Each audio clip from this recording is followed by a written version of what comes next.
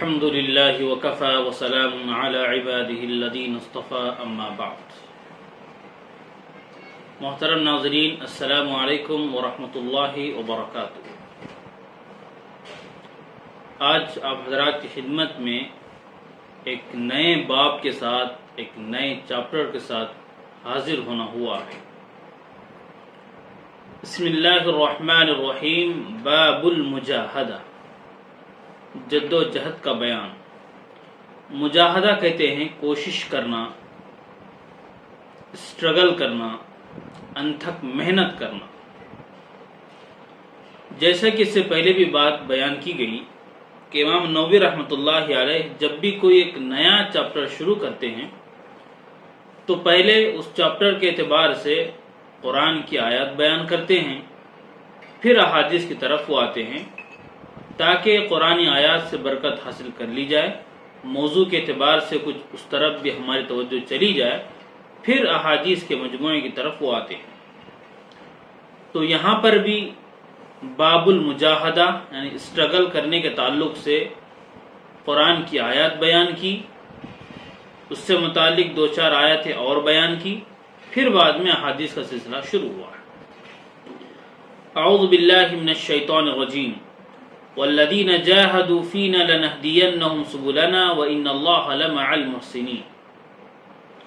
اور جو بھی ہمارے لیے جان کھپائیں گے تو ہم ضرور ان کے لیے اپنے راستے کھول دیں گے، اور یقیناً اللہ بہتر کام کرنے والوں ہی کے ساتھ ہے.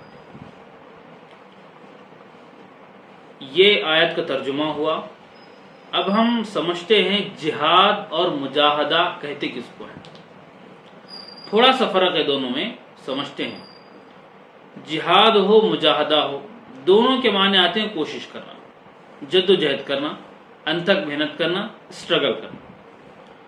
اب جہاد کے معنی ہوتے ہیں، اصل معنی کہ دین میں پیش آنے والی رکاوٹوں کو دور کرنے کے لیے اپنی ساری طاقت، اپنی ساری توانائی صرف کرنا، خرچ کرنا.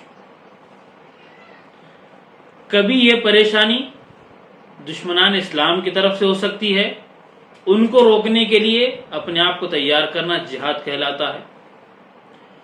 اور کبھی یہ جو پریشانی ہے، پیش آنے والی رکاوٹیں ہیں، یہ اپنے نفس کی طرف سے ہوتی ہے، اپنے نفس شیطان کی طرف سے ہوتی ہے.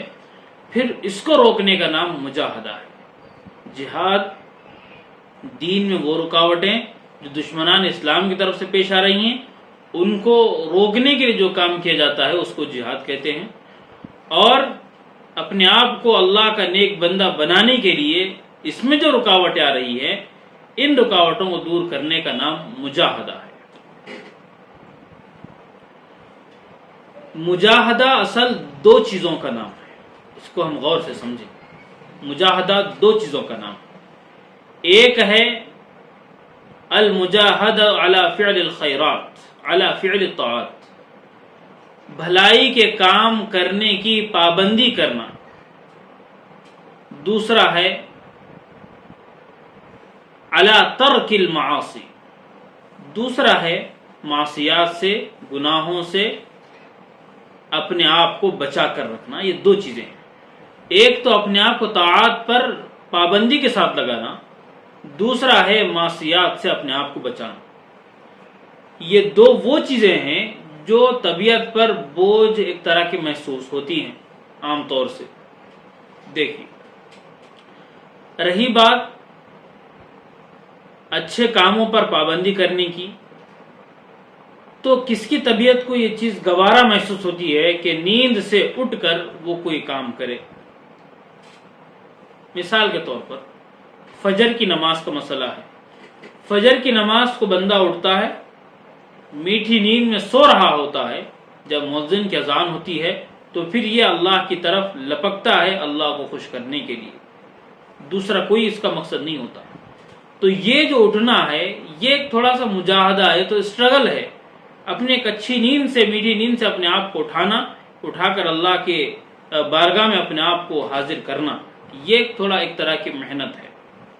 تو اس محنت کرنے میں تھوڑی سی پریشانی محسوس ہوتی ہے، حالانکہ اگر آدمی کی نگاہ جنت پر ہو تو یہ پریشانی کوئی پریشانی مانے نہیں رکھتی ہے۔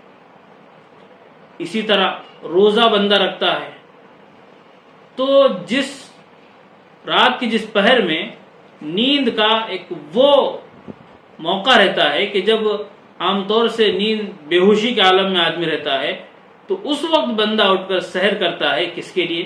اللہ کے لیے۔ تو یہ بھی ایک طرح کی جد و جہد مجاہدہ ہے۔ تو یہ اس کی طرف تھوڑی سی طبیعت اکثر لوگوں کی مائل نہیں ہو پاتی، یہ مجاہدہ ہے۔ تو مجاہدے میں دو باتیں ہوئی، ایک بات تو یہ ہے اپنے آپ کو عبادات پر، طاعات پر پابندی کے ساتھ لگانا، دوسری بات یہ ہوئی اپنے آپ کو برائیوں سے، گناہوں سے، معصیات سے بچا کر رکھنا۔ اور دونوں چیزوں میں آدمی کی محنت پڑتی ہے۔ ایک بھلائی پر لانے کے لیے بھی آدمی کو محنت کرنا پڑتا ہے، اپنے آپ کو، نفس کو کچلنا پڑتا ہے، اور برائی سے رکنے کے لیے بھی، اپنے آپ کو بچانے کے لیے بھی اپنے نفس کو بچانا پڑتا ہے۔ اور اس میں بھی ہر طرح کی کوشش، ہر طرح کی محنت، ہر طرح کی سٹرگل اس میں بھی لگتی ہے۔ جب یہ بات ہو گئی، مجاہدہ کرنا ہے، یہ اللہ کا حکم ہے۔ اب اس مجاہدے کا فائدہ کیا ملنے والا ہے، اس کو بھی ہم سمجھیں۔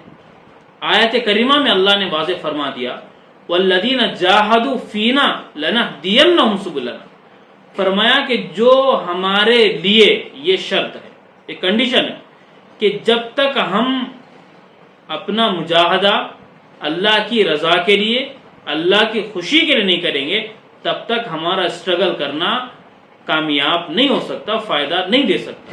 اسی لیے فرمایا والذین جاہدوا فینا، یہ فینا جو ہے اللہ کے لیے کرنا، یہ شرط ہے، اس کو کہتے ہیں اخلاص۔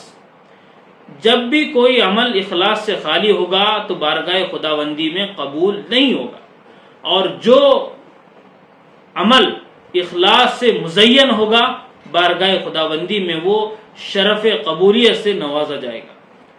تو یہ بات معلوم ہوئی، کوشش کرنے سے راستے کھلتے ہیں، اسٹرگل کرنے سے راہیں ہموار ہوتی ہیں، اس دنیا میں بھی اور آخرت میں بھی۔